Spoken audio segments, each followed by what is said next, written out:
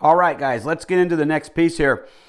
So we're going to talk about the law in more detail now, starting in this video and the next few. You've understood a little bit about ethics. We've done some work, some definitional work about law, ethics, economics, business, kind of seeing the society we live in. But let's focus on the law itself. And it's kind of an interesting question, right? Like, what is the law? Right? And in the next video, I'm going to talk about what is the law made of, which now we really get into some detail. But the grand landscape, I think, is right here, what I'm about to say. And so I want to talk about three kinds of approaches to law, or three theories of law.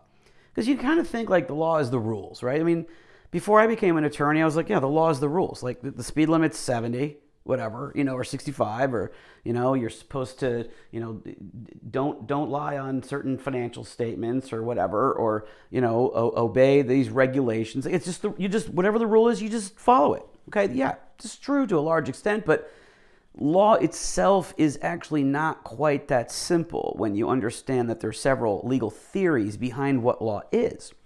And so the three legal theories that I want to talk about are natural law, positive law, and legal realism.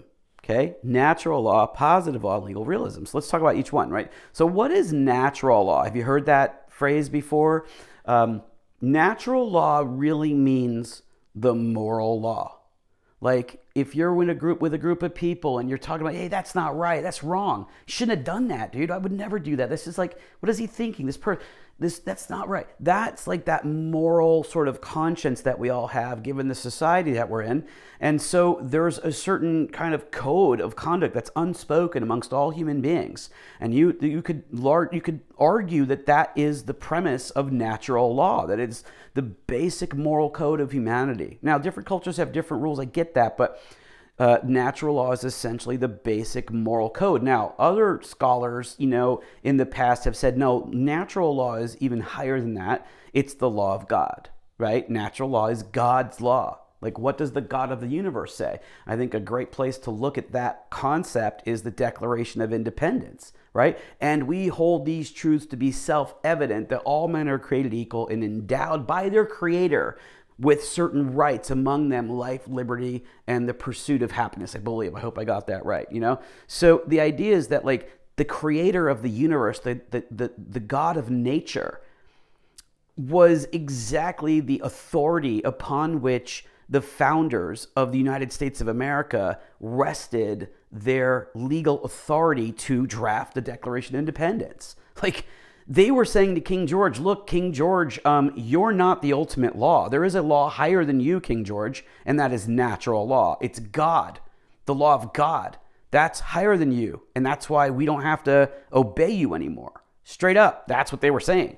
So then, of course, the conundrum is, well, yeah, natural law is God's law, but like which God? So the Christian God, is the God of a different religion, a different society? And there's a debate. So that's why I say, really, natural law is the highest ideals of human beings. It's the highest ideals of moral law. If you can put that together. You see what I'm saying? It's like if it's the law of God, what we're really saying is it's the ideals, right? Which is to say the highest morality. And some people have said, some scholars have said, well, natural law is the law of high reason. If we were to really reason like at an Aristotelian level, and we're at a Platonic level, and we're trying to get to that perfect form of reason, that perfect form of law, well, that's what natural law is. And that's beautiful. But the truth is that we all can potentially disagree about what it is. So the best idea is natural law is the ideals of humanity. And I think a great place to look at an expression of those ideals, we'll cover it in a future class, is the Universal Declaration of Human Rights that was created by the United Nations. It'd be nice to see that the world would be following that Declaration of Human Rights everywhere. It'd be cool, because I don't think it is. And I think the UN Declaration of Human Rights is incredible as a document. It's beautiful, and it really captures those high standards that we would all want to be applied to us and that we should want to be applied to everybody else. Okay? So natural law is the highest law, in my opinion. The second legal theory is positive law, right? So positive law is not the law of God, it's the law of government, right? So it's like Positive law is, what did the government say the law was? Like, what does the statute say? What does the case law say? What did the judge say? What did the legislator say? You know what I mean? Like, what did the governor say? So, the law of God, natural law, the law of the government, positive law. And here's what's interesting. What did I say about King George just a second ago?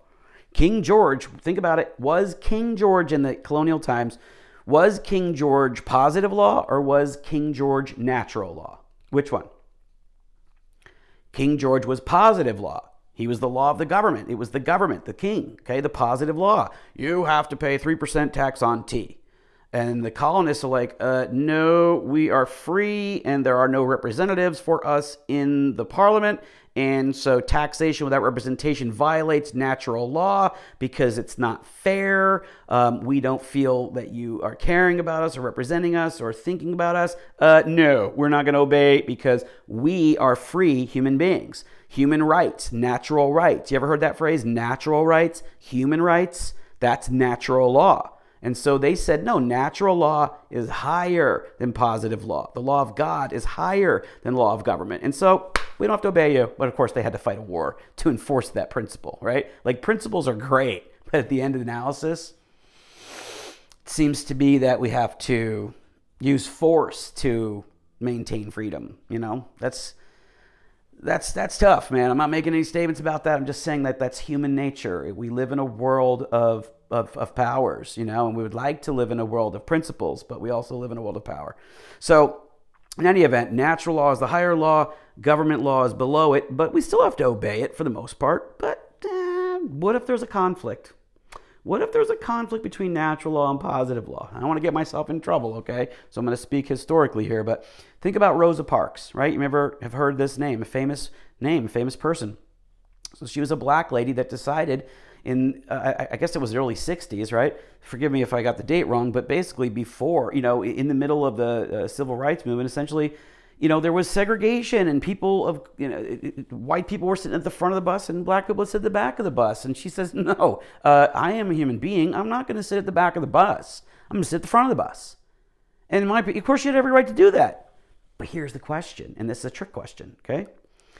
When she sat at the front of the bus, when the law was that she had to sit at the back of the bus, even as disgusting as that is, did she break the law when she sat at the front of the bus? Did she break the law?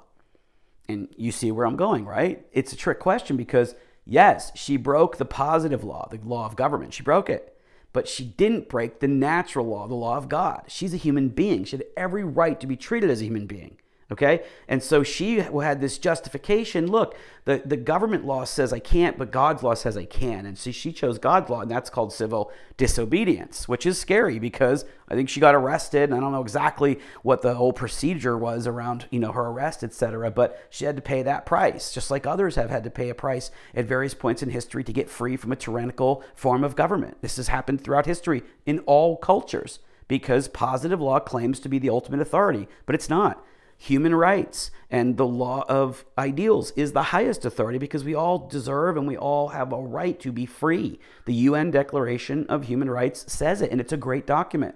It's actually more of an ethical document than a legal document, in my view, because it has no jurisdiction over anybody.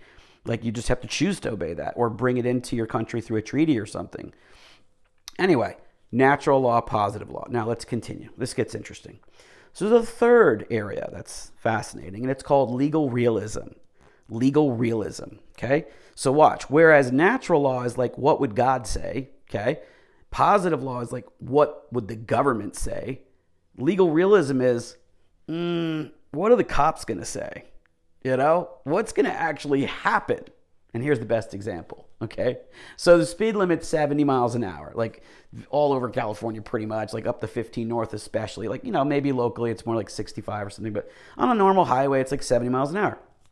And what's interesting is if you were to go 70 miles an hour anywhere in California, almost anywhere, are people driving slower than you or faster than you? Are you getting past? Yeah, people are whizzing by you because people drive 80 miles an hour everywhere, right? And so I actually asked one of my students like 10, 12 years ago, he was a policeman, and I asked him, I was like, what is actually the speed limit on the 15? Like, because everybody's always driving so fast. He goes, dude, if you're going anything less than 78 miles an hour, you're good to go. I was like, really? He's like, yeah, because we're not going to stop you. He goes, you're going 80, maybe 85, man, 90. You're going 90, we're going to stop you. Okay, cool. Here we go. Ready? What was the positive law? The law of the government. What was the positive law? What's the positive law? It's 70 miles an hour, okay? But legal realism says, well, if you're not going to really get stopped until you're going 85, 90, but you're good to go at 78, or so it should be like this, then what's really the law? What's the speed limit? It's 78, okay? So that's legal realism. Legal realism is not what does the law actually say with words, but what's actually going to happen. And I hate to be saying this part, but to round it out, like, if the law of murder is like, okay, if if there's like a manslaughter or something, you're supposed to go to jail for 10 years, but there's prison overcrowding, so you can only get in there, they keep you for 3 or 5 years, but on good behavior, you get out in 2.5. Well, then what's the law? Is it 10 years? No, it's 2.5. And of course, that's not an invitation to do any, it's just, let's keep it academic. But the point is, legal realism is not about what the law says, it's about what the law is going to do.